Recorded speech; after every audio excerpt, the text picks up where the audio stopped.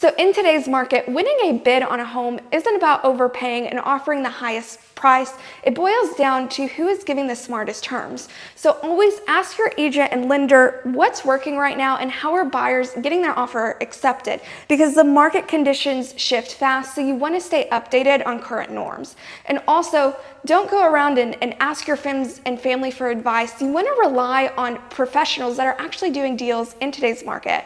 And if you're new to my channel, my name is Meredith. I'm a mortgage broker. I put out educational videos every single week. So if you'd like to support, hit that like button and subscribe. Now let's get into it. So a lot of buyers think that negotiation starts even before they go see the property. And you want to understand the home before you actually start talking numbers. You'll also want to go look at that home several times, because first impressions, you're going to miss key details.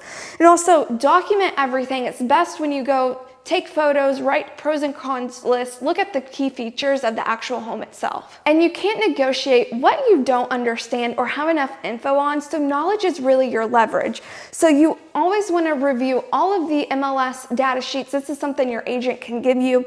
And also look over seller's disclosures, because the seller's disclosures will give you information on certain dates or what has happened to the actual property. You also, if there's an HOA, make sure that you read the HOA rules up front, know the fees, know this budget. This is especially true if you're buying a condo. And ask your agent. Don't be afraid to ask them if you're unclear or missing any documentation before you put an offer in, and they will help find the answer for you. So the data doesn't lie when it comes to real estate, and the comps will tell you how much the home is worth. So what you want to do is you want to compare different homes in that same neighborhood. You want to look for homes that are similar in size, age, condition, and upgrades. And also you can make adjustments to the price if you find a home that's similar, that has a better roof or worse roof, that has upgrades, and also square footage. And this is exactly how an appraisal comes up with the market value of how much that home is worth. Then narrow it down to about 3 to 5 comparables, and that's how you can come up with your price. Now, your agent can't pick your offer for you. That's on you to decide. But what they can do is they can provide you with a range or comps of how much that home might be worth. And at the end of the day, then it's for you to decide from there. They can tell you, this home is overvalued or this home is undervalued. And also, at the end of the day, a home is only worth how much a buyer is willing to pay for it. And be aware, if they know that you desperately need to buy a house, then you can get pushed to overpay. So share only what's absolutely necessary, because different types of pressure taxes could be that let's go ahead and waive your inspection, waive your appraisal, just anything in order to get this house, your offer accepted.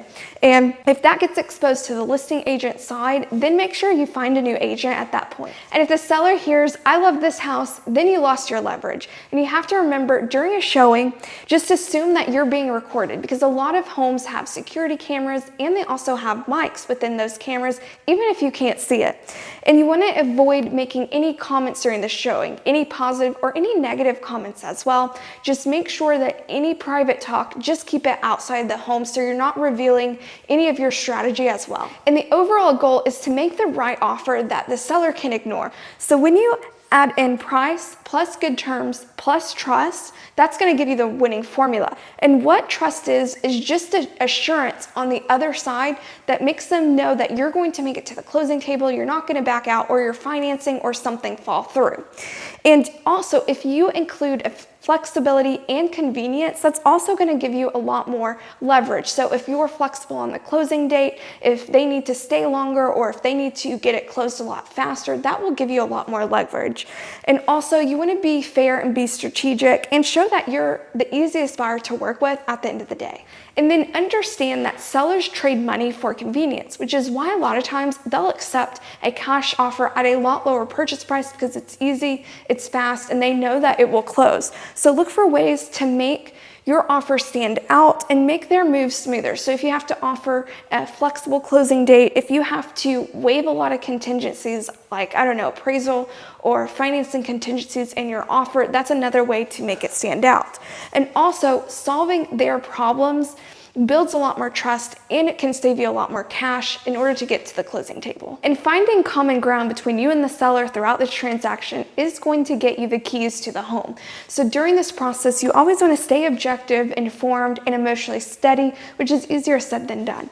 And also, you want to build trust early and maintain it throughout the closing process.